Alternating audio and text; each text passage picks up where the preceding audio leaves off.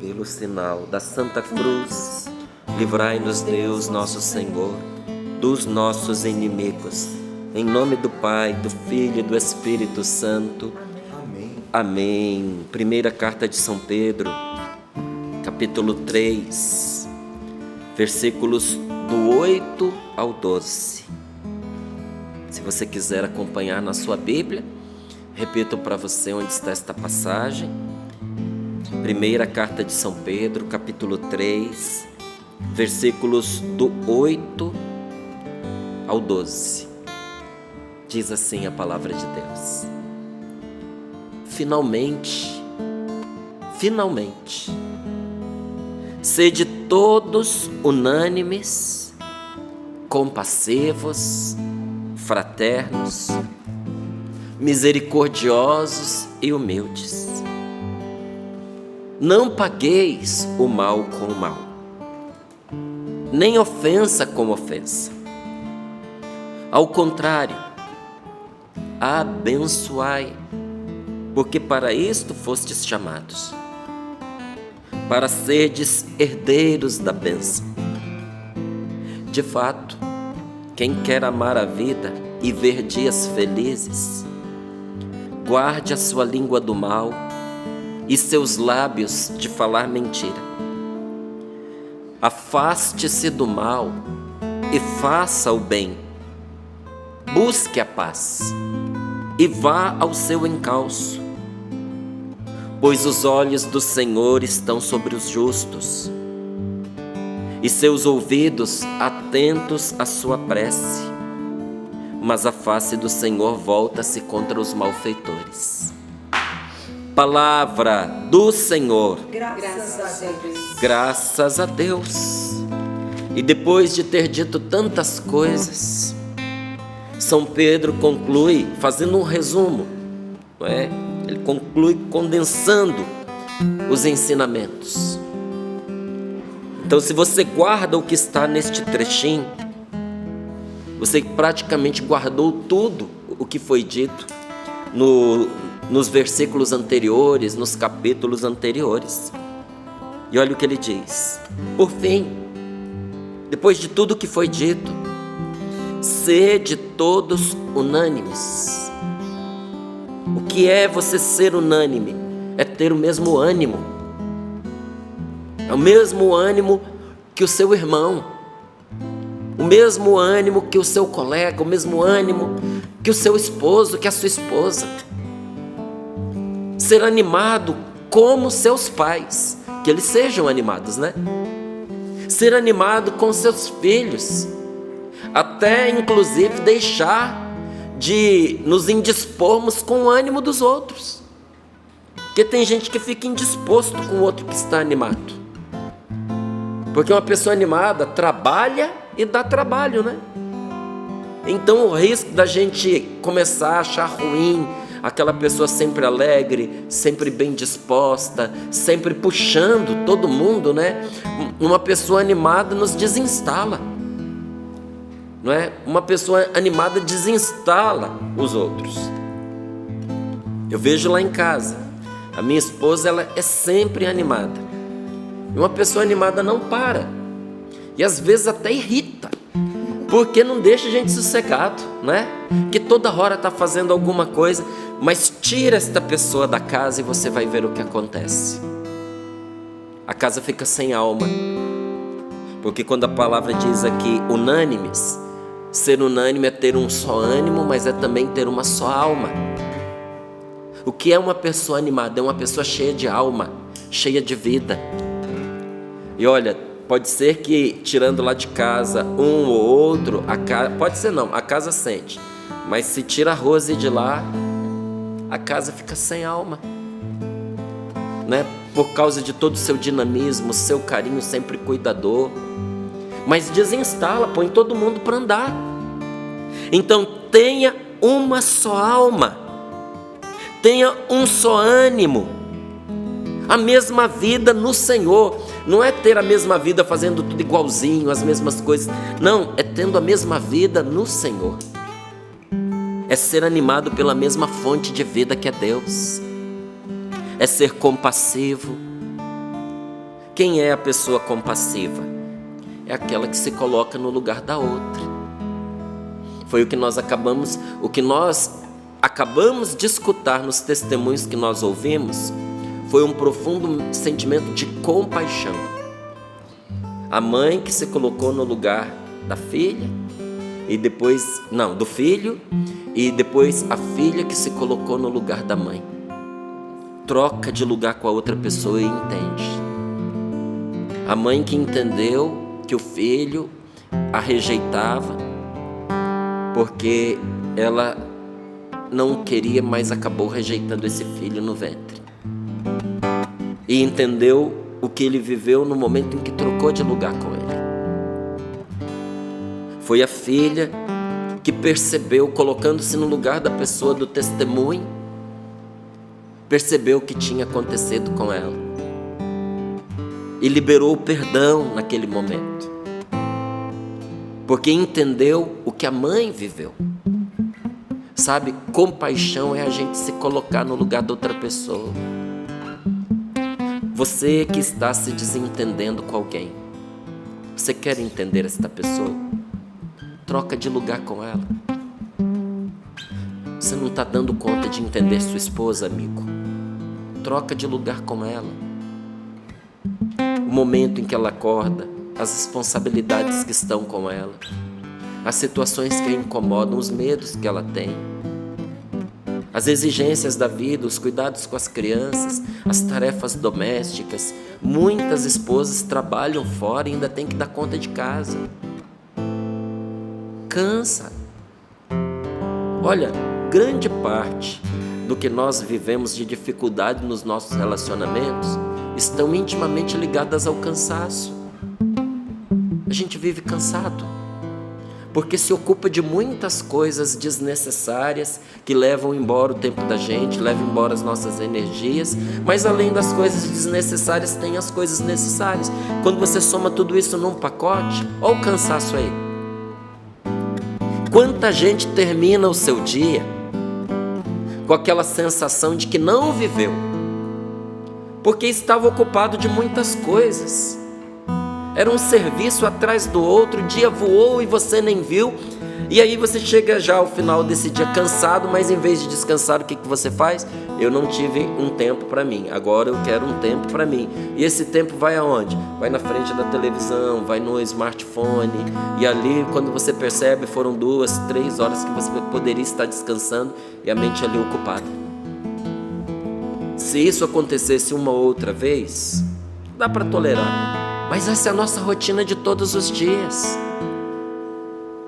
Cansados, nós acabamos ficando irritados.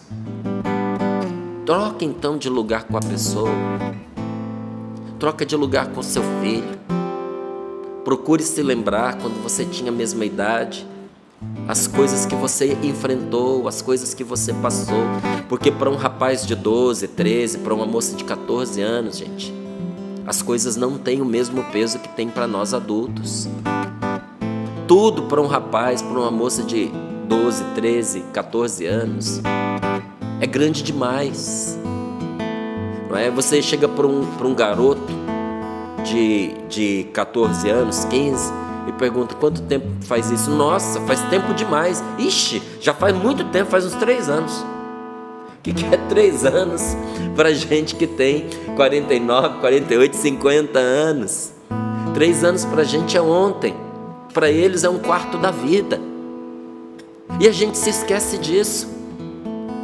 A gente se esquece que os nossos filhos não têm a experiência que a gente tem para interpretar as situações, não tem as chaves de leitura que nós temos, não tem a prática que a gente tem, não enfrentou 1/10 do caminho que a gente já enfrentou. Por isso eles têm medo, não sabem conversar, porque não aprenderam. Precisam ser conquistados na confiança para se abrirem com a pessoa correta. Porque ninguém consegue ficar só fechado em si sem adoecer, não é? Tem muita gente que está doente porque se fechou. E alguns não estão doentes por ter se fechado, mas estão sendo direcionados para o caminho errado, porque têm aberto o coração com quem não devia. Troca de lugar com esse moço, com essa moça. Vamos colocar essa palavra em prática dentro de casa, não é? Finalmente, olha o título: A Vida da Comunidade. Quem é a sua comunidade? São as pessoas que vivem com você na mesma casa. Não adianta a gente querer aplicar o evangelho nas ruas, se dentro de casa a gente não vive o que Deus nos pede. Não vamos dar conta. Não é que uma coisa tem que deixar de fazer a outra acontecer. Não, é que uma interfere na outra. Quando a gente se abstém, quando a gente renuncia em viver a palavra de Deus dentro da nossa casa, nós não temos o que oferecer na rua. Nós não damos conta de viver no trabalho. Nós não damos conta de viver com aqueles que até a gente gosta, mas que não são parte da nossa família. É a família, a escola onde a gente aprende a ser cristão. É ali o motor que gera essa energia espiritual que Deus nos dá para a gente comunicar a palavra de Deus, o evangelho e a vida. Então, a primeira comunidade que Deus nos dá, o primeiro lugar onde a gente precisa viver esta palavra é dentro de casa. Compaixão. Tenha compaixão da sua esposa. Tenha compaixão do seu marido. Se ponha no lugar dele. Você conhece a história desse homem de verdade? Nós ouvimos coisas aqui que aconteceram quando a pessoa estava no ventre materno e que determinaram a vida da pessoa. Uma coisa que foi uma rejeição, uma situação, talvez até prolongada, mas uma situação interferiu na vida da pessoa. Você conhece a história do seu marido? Você já perguntou para sua sogra como foi a gestação dele? Se foi boa, talvez você vai escutar coisas maravilhosas. Talvez a sua sogra vai te dizer que foi o melhor momento da vida dela, que a gravidez foi uma maravilha, que aquela criança foi muito esperada, foi muito amada, foi planejada, e quando veio foi um sonho. Talvez você escute isso, e talvez você escute coisas que você jamais imaginou. Quantas esposas viveram no limite a sua gravidez, com um marido que não estava preparado para ser pai, em vez de ser apoio, se tornou um adversário para aquela mulher grávida. Cobrança em cima de cobrança, reclamação porque estava vindo despesa, chateação porque grávida, a vida sexual muda. E às vezes o marido não cresceu, só tem tamanho, só tem idade, não tem maturidade, não foi educado para ser um bom marido, não foi educado para ser pai, e de repente não consegue entender que muda a situação íntima de um casal quando a mulher está grávida com uma barriga imensa. Talvez você vai escutar coisas desse tipo, de que ela esteve constantemente sob ameaça de abandono, depois os dias difíceis num pós-parto. Teve muita gente que sofreu com depressão pós-parto. Teve muitas pessoas que toparam com uma realidade para a qual não estavam preparados, porque esperava-se ser mãe, mas não entendia todas as implicações que ser mãe trazia. E aí quando chegou a criança, toma-lhe um choque de realidade. E agora vamos trabalhar, porque temos um filho para sustentar. Teve gente que foi mãe muito jovem, pai muito jovem. Teve gente que casou porque estava grávida. Qual é a história do seu marido? Teve gente que viveu numa família abusiva. Abusiva do ponto de vista físico, violento, agressiva. Sabe? Muitos castigos, surras, humilhações, exposições públicas. Você acha que não? Outros viveram esses abusos na intimidade do lar, em segredo, mas foram abusos muito pesados, como abusos sexuais, inclusive. E a gente entra na vida da pessoa achando que a gente sabe tudo sobre ela. É fácil a gente julgar quando a gente não conhece a história. Tem que ter compaixão. Tem que aprender a conversar. Só que cada vez mais a gente desaprende a conversar porque nós estamos muito ocupados com um aparelhozinho que a gente carrega nas nossas mãos, sabe? Tem gente que não sabe nem mais conversar com palavras, que só sabe conversar através de mensagem. Você é dessa turma? Você faz parte dessa tribo? Se você quiser ver dias felizes, como diz a palavra de Deus, está na hora de mudar algumas coisas. E a palavra diz: ser fraterno, ser misericordioso. Sabe o que é uma pessoa misericordiosa? É uma pessoa que tolera a miséria do outro. Porque todos nós temos as nossas misérias. Alguns têm vícios de caráter, outros têm vícios de comportamento. A mentira é um vício de caráter. Você vai jogar a pessoa no lixo porque ela é mentirosa. Mas para você ajudar a pessoa a se libertar da mentira, você vai ter que tolerar a miséria dela. Qual é a miséria dela? Ela é mentirosa.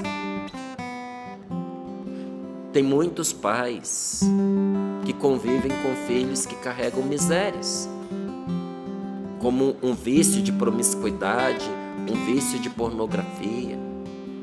Tem filhos que estão doentes e os pais não estão sabendo. Estão afundados na própria miséria. Encontrar, olha, na internet não é um lugar para despejar isso. Pode até achar que está despejando, mas na verdade está alimentando essas misérias dentro de si. Temos que ter muito cuidado com aquelas pessoas com as quais nós somos responsáveis, o que elas acompanham, gente, através dos meios de comunicação, sobretudo através da internet, porque tem gente adoecendo mentalmente por causa daquilo que vê, e tem gente indo para a cadeia por causa daquilo que faz, estimulado pela internet.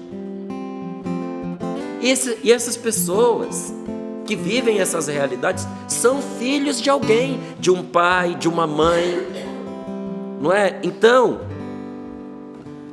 é você ter atenção às misérias que são próprias de cada um. Eu tenho as minhas, você tem as suas, os seus filhos têm as deles. Então a gente precisa olhar isso com muito carinho, mas nunca jogar a pessoa no lixo por causa das misérias que ela carrega. Pode ser que você, mãe querida, você olhe para o seu filho, para a sua filha e veja características que você não gosta no seu esposo. Talvez ao olhar para ele, ao olhar para ela, você ainda diga assim: nossa, puxou pelo pai. Talvez, meu irmão, você olhe para a sua filha e diga: que pena. O defeito que mais me incomoda na mãe dela, ela tem. Pode ser que seja mesmo. E você vai fazer o que? Vai deixar de amar sua filhinha? Vai usar de misericórdia. Porque se aquilo é um vício de comportamento, é um vício de caráter, pode ser transformado. Mas o primeiro passo para essa transformação é a pessoa ser acolhida do jeito que ela é, ser aceita. E a gente, para aceitar alguém, tem que tolerar as dificuldades, que as misérias que elas carregam trazem para nós. Porque os defeitos dos outros nos incomodam, como os nossos defeitos incomodam aos outros. Sabe o que é a nossa casa, a nossa família? É o lar da tolerância. A gente tem que aprender a tolerar.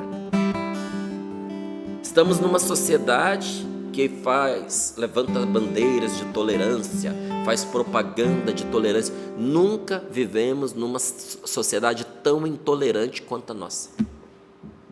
Só propaganda de tolerância.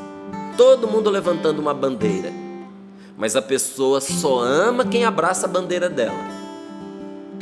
Quem não topa o que ela propõe faz parte do grupinho do ódio. Se a gente for viver assim, nós vamos mais odiar as pessoas do que amá-las. Sabe? Temos que entender que quando a gente vive com pessoas, nós vivemos com muita gente diferente de nós. Diferente, inclusive, porque em muitos pontos são melhores do que nós. Não como pessoa, mas naquela qualidade. Está à frente, se aperfeiçoou, está mais treinada, está mais polida. Então, naquela matéria, melhor do que nós. Mas também vamos conviver com pessoas mais despreparadas. E em alguns pontos piores do que nós. E o que a palavra de Deus nos diz? Misericórdia. Porque tolerar é menos do que misericórdia. Porque a gente às vezes tolera no outro uma diferença, e essa diferença nos irrita, nos incomoda, mas é uma coisa boa. A misericórdia é tolerar, inclusive, o que a pessoa tem de pior. É o que a palavra de Deus está nos dizendo. Que a gente precisa carregar o outro. Alguém vai precisar carregar esse homem. Será que não foi de verdade você que Deus escolheu para isso? Alguém precisa cuidar dessa mulher. Então, mais do que uma companheira, Deus deu a você alguém para você cuidar. Não será essa, meu irmão, a sua missão? Nós vamos fazer o quê? Nós vamos desistir desta missão tão bela, que é amar alguém concreto que Deus nos deu. Então, misericórdia. E continua a palavra de Deus nos dizendo: seja humilde, porque sem humildade ninguém dá bom resultado. Sem humildade não se dá frutos. Sabe, a falta de humildade corrompe as nossas melhores intenções. A palavra humildade vem de humus. Humus é aquela terra preta que tem à beira dos rios. Humus é esterco de minhoca. Para você ver o que é o humus, né? E não é barato não, viu? Mas quando você compra humus, você está comprando esterco de minhoca. Então, não vou nem explicar com detalhes o que é, porque você já entendeu. Mas sem aquele negócio, a terra fica infértil. E a palavra humildade vem de humus. Para nós nos lembrarmos que sem reconhecer as nossas misérias, e que muitas vezes Deus usa os dejetos da nossa vida para fazer o esterco, para fazer ali o adubo para as coisas boas. Sem reconhecer as nossas fraquezas, nós nunca vamos dar coisa boa, nem vamos produzir fruto nenhum. Humildade. Não pagueis o mal com o mal, nem ofensa com ofensa. Você é um homem de Deus? Você é uma mulher de Deus? Para você que tem Deus na sua vida, tem uma palavra nesta manhã: não pague o mal com o mal, porque nós somos filhos deste Pai do céu. E quem é filho de verdade age conforme a família age, age segundo a natureza do seu pai. Um dia Jesus, olhando ali para os saduceus, diz: vocês são filhos do diabo. E eles tomaram um susto, ficaram revoltados, queriam matar Jesus e disseram: nós somos filhos de Abraão. E Jesus vira para eles e diz assim: não está escrito em lugar nenhum e nunca se soube que Abraão era um assassino, e vocês estão planejando me matar. Vocês estão fazendo a obra do pai de vocês. Porque quem é filho de Deus faz as coisas de Deus. E quem é filho do diabo faz as coisas do diabo, que é assassino desde o início. Vocês são filhos dele, porque vocês querem fazer o que vocês querem fazer, são as obras do seu pai. Não é? Nós somos de Deus. E precisamos nos empenhar para fazer o que é próprio do Senhor. Não pagueis o mal com o mal. Não, muito menos dentro de casa. Não se vingue do seu filho, da sua filha. Não se vingue do seu marido, porque você vai perder seu marido. Não se vingue da sua esposa, porque você vai estragar o seu lar. Vai chegar uma altura, e talvez até tenha chegado, que você não tem mais vontade de voltar para casa. E tudo começa com esse troca-troca, sabe? De pancadarias e de ofensas. Então, não pagueis o mal com o mal, nem ofensa com ofensa. Você foi ofendido? Se você não sabe o que dizer, fica calado. Às vezes é melhor a gente perder para ganhar lá na frente. Em vez de trocar ofensas, olha o que diz a palavra de Deus: abençoai, porque para isso fostes chamados, para serdes dispensadores da bênção de Deus, herdeiros da bênção, herdeiro para distribuir a bênção de Deus.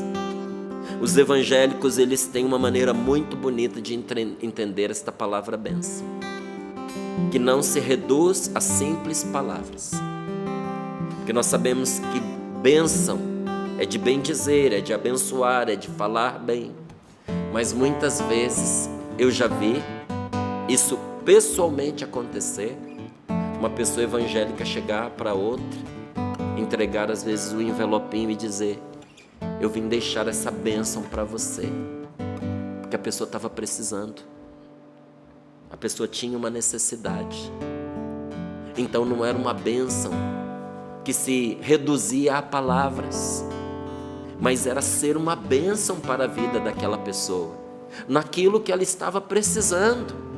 Que tal eu e você hoje sermos a resposta de Deus, já que bênção também é palavra, bênção também é resposta. Que tal eu e você hoje sermos a resposta de Deus para alguém que está pertinho de nós e está precisando?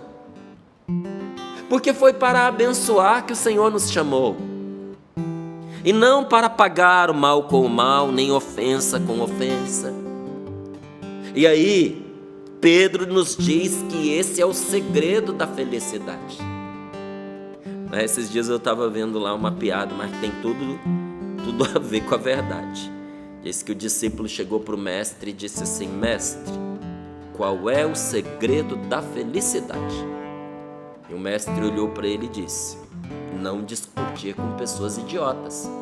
Ele parou, pensou e disse: não, eu não concordo que seja esse o segredo da felicidade. Aí o mestre olhou para ele e disse: você tem razão, não vou discutir com você. Não é?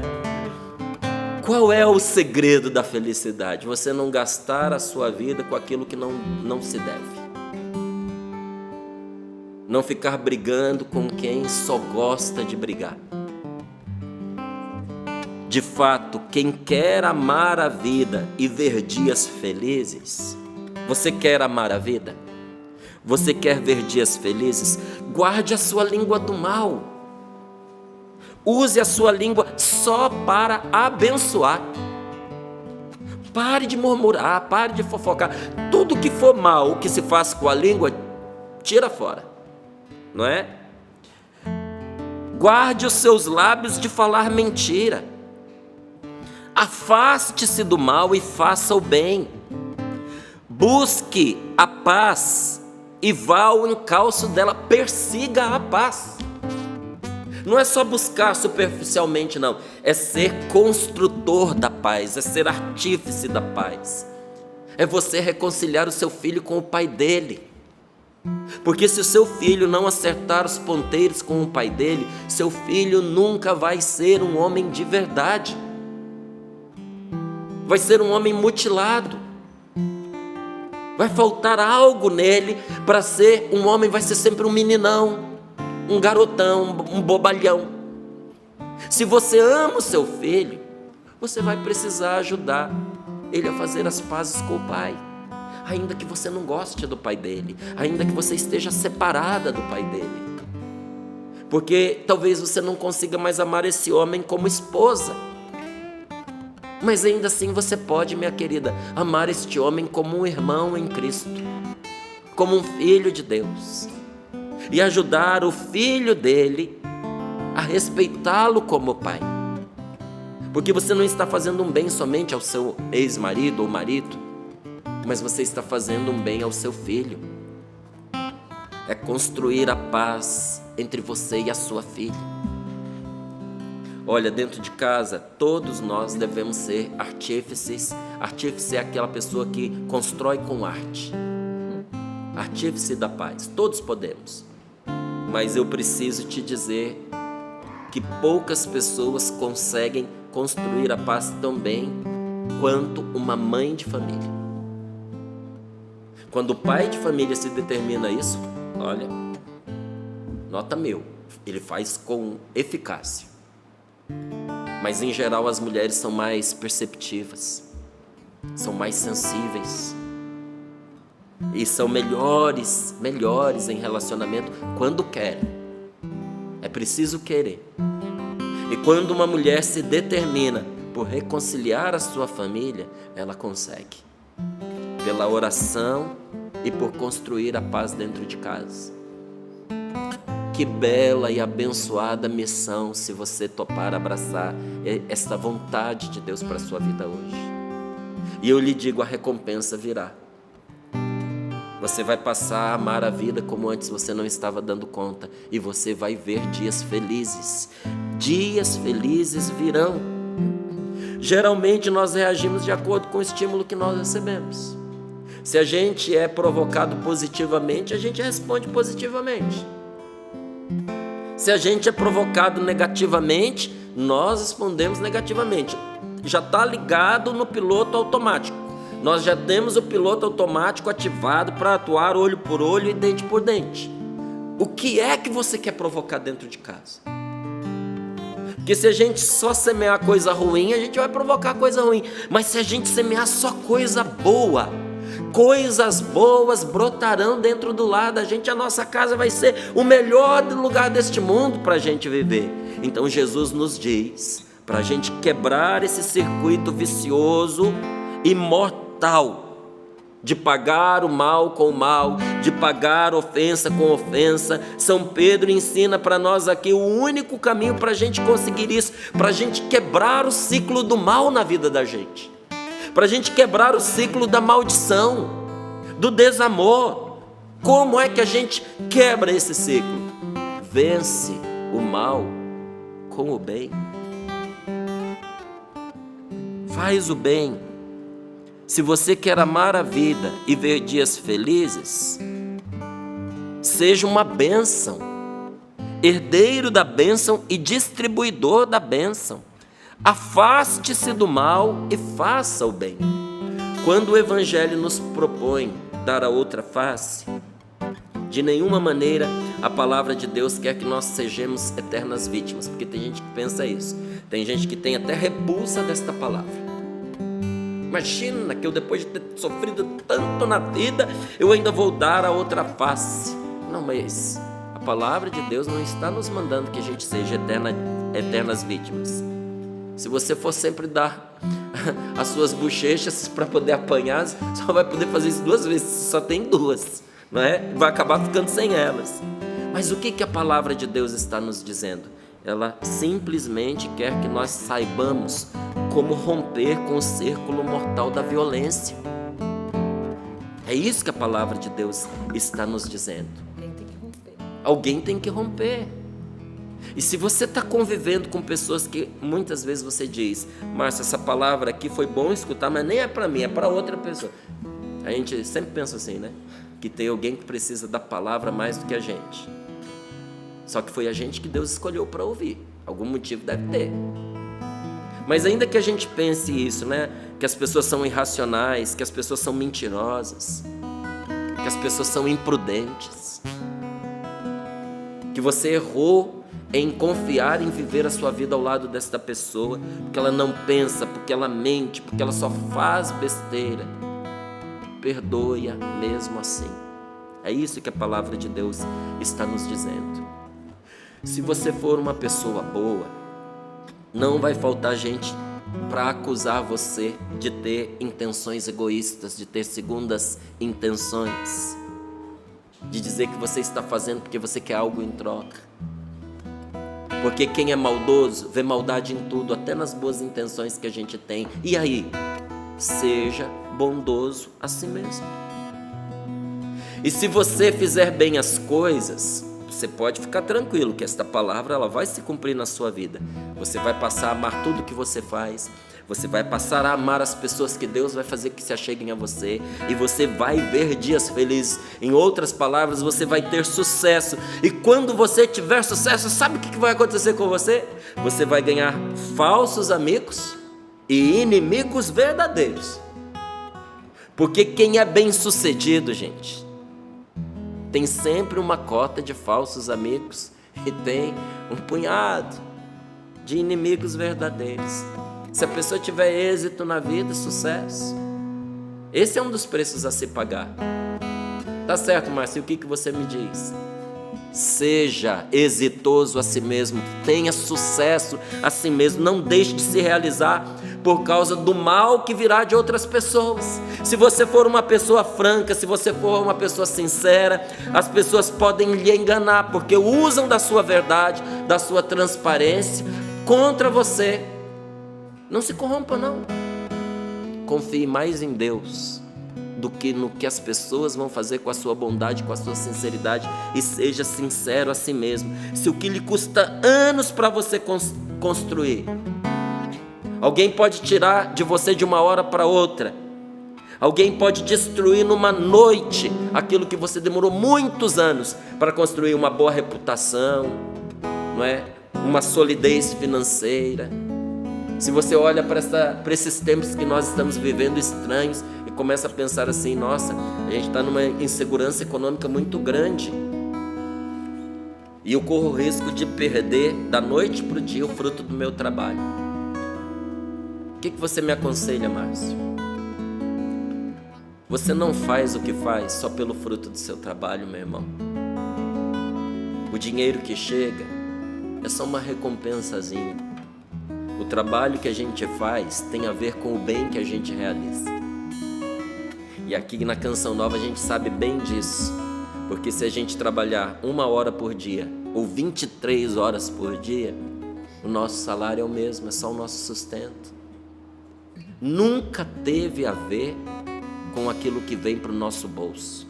Sempre teve a ver com a gratidão por tudo que a gente já recebeu de Deus. Então mesmo que você corra o risco de ver alguém destruir, tomar de você, roubar você, aquilo que você anos demorou para construir, alguém pode te tirar da noite para o dia, faça assim mesmo, porque é algo bom, porque é uma coisa boa. Põe as mãos sobre o seu coração, feche os seus olhos um pouquinho, deixe essa palavra sentar sobre você. Se você encontrar a felicidade, como diz esta palavra, né? Quem quer amar a vida e ver dias felizes, tem aqui esse segredo. Se você encontrar a felicidade nesses dias felizes, pode ser que tenham inveja de você. Seja feliz assim mesmo. Nós cremos que a vida é mais forte do que a morte. Porque um homem ressuscitou há 2000 anos atrás. E por isso acreditamos que a única forma de escapar deste redemoinho da maldade é fazer o bem, porque Jesus morreu pelos pecadores. Nós cremos de todo o nosso coração no reino de justiça, de paz e de alegria, porque Cristo Jesus está vivo. Porque Ele compartilha conosco a sua vida de ressuscitado, porque Ele derrama sobre nós o seu Espírito Santo. Por isso nós estamos seguros de que o bem triunfa sobre o mal, porque Jesus está vivo para nunca mais morrer. Então mesmo que rasguem a bandeira da paz, mesmo que os cemitérios transbordem de mortos, mesmo assim nós acreditamos no Evangelho da vida. Nós cremos que um dia o joio será amarrado e queimado no fogo para assar o pão dos filhos de Deus, alimento dos filhos de Deus. Diz a palavra do Senhor: os olhos do Senhor estão voltados para os que vivem assim, e os seus ouvidos estão atentos à sua prece. Mas Deus se afasta daqueles que estão obstinados a fazer o mal. Confie em Deus e faça o bem, e deixe quem escolheu errar nas mãos de Deus. Põe as mãos sobre o seu peito e reze. Espírito Santo, convence-me, Senhor, de apesar de eu não ver a justiça como eu gostaria de ver instaurada neste mundo, ensina-me, Senhor, convence-me de que o verdadeiro poder está no perdão, está em não ser violento. Eu quero ser livre, Senhor, nesta manhã, dos condicionamentos e das respostas dos outros quando eu tento fazer o bem. Eu não posso depender, Senhor, da aprovação dos outros para fazer o bem, nem da maneira como eles vão receber isso. Por isso eu repito, Senhor, como São Francisco: Senhor, faz de mim um instrumento de Tua paz. Ó Mestre, fazei que eu procure mais consolar que ser consolado, porque é morrendo que a gente volta a viver. É morrendo, Senhor, que de fato quem quer amar a vida e ver dias felizes se guarda do mal.